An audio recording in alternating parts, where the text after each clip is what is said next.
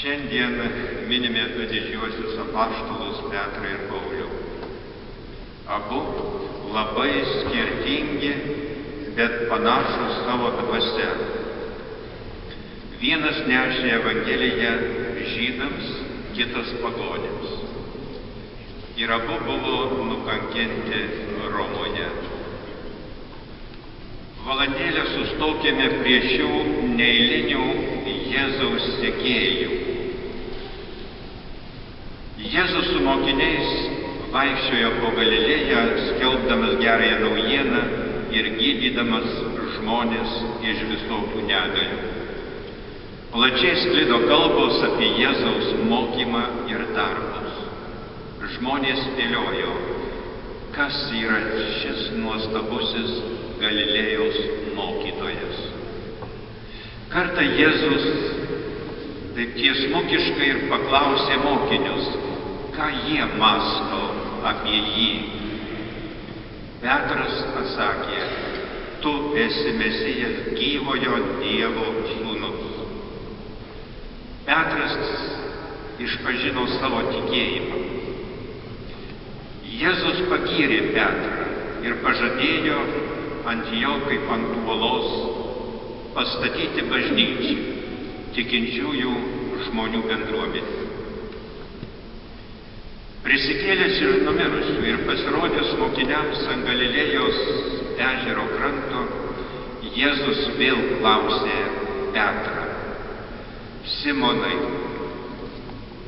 ar myli mane? Šįkart Petrui reikėjo paliudyti ne tikėjimą, bet meilę, kuri buvo susvyravusi kančios metu. Petras suprato, kodėl Jėzus net 3 kartus klausė jį, ar jis myli, nes jis buvo 3 kartus įsigynęs savo mokytojo. Petras atsakė tai, kuo jis neabejojo, mokytojau. Tu viską žinai, tu žinai, kad tave myliu. Ir tuomet Jėzus jam pavedė vadovauti bažnyčiai. Ganyk mano avis. Tai buvo uždavinys viršijantis Petro jėgas. Tačiau Jėzus pažadėjo atsiųsti šventąją dvasią, kuri rodys bažnyčiai kelią ir išves ją per pačius sunkiausius išbandymus. Per pirmąsias sekmines gimė bažnyčia, kai Petras su draugais pakrikštijo kelis tūkstančius vyrų. Tačiau ateityje Petro laukė sunki tarnystė, pasibaigusi kankinystė. Šventojo Pauliaus gyvenimo kelias buvo dar sudėtingesnis. Jei Jėzus pakvietė Petrą tapti savo mokiniu nuo žvejo tinklų, tai Paulius buvo pakviestas tuomet, kai jis vyko įkalinti pirmuosius bažnyčios narius. Apsireiškęs, Jėzus klausė Pauliaus ne apie jo tikėjimą ar meilę, bet kodėl jis persekioja bažnyčią. Sauliau, kam mane persekioja? Nukritęs nuo žirgo žemėn, Saulius klausė, kas tu esi, viešpatie? Aš esu Jėzus, kurį tu persekioji, išgirdo Saulius atsakymą. Jėzus nepasakė, kad Saulius persekioja jo bažnyčią, bet persekioja jį patį. Nes bažnyčia yra pats Kristus ir kiekvienas jos narys Kristaus brolis ir sesuo. Nuo šio momento buvęs persekiotojas Saulius taps tautų apaštalu ir neš Kristaus Evangeliją pagonių tautoms, neš iki savo kankinystės. Įkalintas už Jėzaus liudijimą Paulius rašė draugui Timotiejui, aš jau esu atnašaujamas ir mano iškeliavimas arti. Iškovojau gerą kovą, baigiau bėgimą, išsaugojau tikėjimą. Todėl manęs laukia teisumo vainikas. Viešpats buvo su manimi ir mane sustiprino kad toliau skelbčiau Evangeliją ir visos tautos ją išgirstų. Apaštalų Petro ir Pauliaus šventė mums primena ne tik apie šių apaštalų pašaukimą sekti paskui Kristų ir statyti bažnyčią, bet primena ir apie kiekvieno mūsų pašaukimą priklausyti bažnyčiai ir būti jos statytojais. Turime džiaugtis priklausydami bažnyčiai. Šiandien ne vienas pasako, aš tikiu į Dievą, bet netikiu į bažnyčią. Man bažnyčia nereikalinga, nes su Dievu galiu bendrauti be tarpininkų. Šitaip galima kalbėti nesuvokiant, kas yra bažnyčia ir kas yra jos kūrėjas.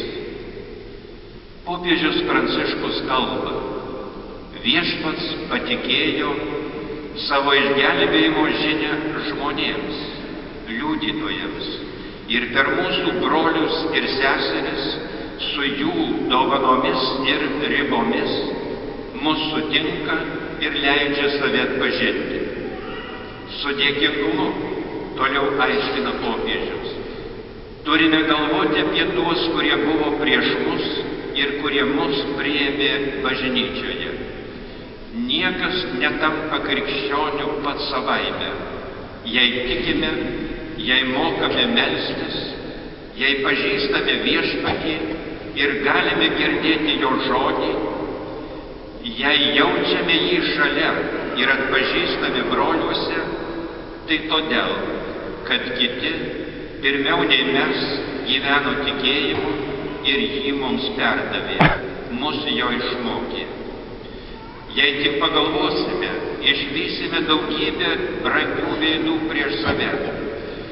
Tai gali būti tėvų veidas, kurie paprašė mus pakrikštyti, mūsų senelių ar kito artimo žmogaus, kuris mus išmokė kryžiaus ženklo ir pirmųjų maldų.